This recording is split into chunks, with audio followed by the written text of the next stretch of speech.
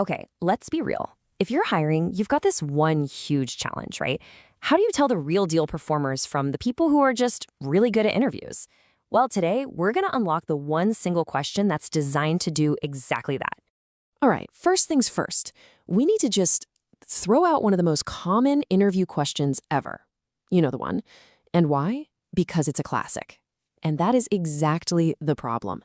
Everyone, and I mean everyone, has a polished, prepackaged answer for this, and it tells you pretty much nothing useful. I mean, think about it for a second. When was the last time you answered that question with 100% brutal honesty? Probably never. You say what you think they want to hear, right? Something that sounds ambitious, but also loyal, forward thinking, but also totally grounded. It's not a conversation, it's a performance. And that really gets to the heart of it. When you ask these predictable, scripted questions, you're going to get predictable, scripted answers. All it really shows you is that a candidate did their homework for the interview. It tells you nothing about how they're actually going to perform when a real, unscripted problem lands on their desk at 2 o'clock on a Tuesday. So we have got to get past the performance. We need a way to look behind the curtain of the resume, to get past all the interview prep and find out what a candidate is really made of. The real question we should be asking is, can this person solve tough problems and actually get things done? So what if I told you that there's a way to find all that out with just one single powerful question? A question that isn't designed to test their memorization skills, but to actually reveal their real lived-in experience. And here it is. This is the one. Tell me about the most difficult professional problem you've ever solved. Give me the play-by-play. See how powerful that is? It forces them to talk about the past, not some imaginary future, and it demands a super detailed story, that play-by-play, which is incredibly hard to just make up on the spot. Now, here's where it gets really interesting. That first question, that's just the opening move. Most sharp candidates, they're going to have a decent story ready to go. The real magic, the thing that separates the talkers from the true doers, is what you do next. It's a little method called the 3 layers deep technique. It's simple. Step 1, you let them tell their main story, the overview they prepared. Then, step 2, you start to gently probe with simple but deep questions, like how? And that brings you to step 3. You listen. You listen for those messy, nitty-gritty, unfakeable details that only someone who actually lived through it would know. So, what do these follow-up probes sound like? Well, here are some great examples.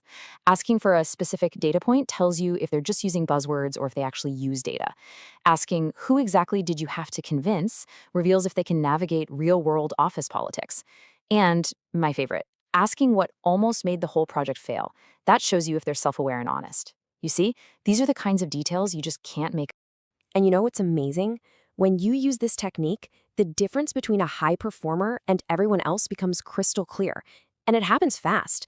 You stop guessing about their potential, and you start seeing how their brain actually works when they're faced with a tough, complex problem. And oh man, the difference is night and day. A true high performer, they'll actually light up. They get excited to dive back into a problem they're proud of solving. They'll give you the why behind the strategy and the how of the execution. But the others? They'll start using vague language, they'll hide behind the generic, "we did this," and the second you push for those specific details, you can literally watch their story fall apart right in front of you.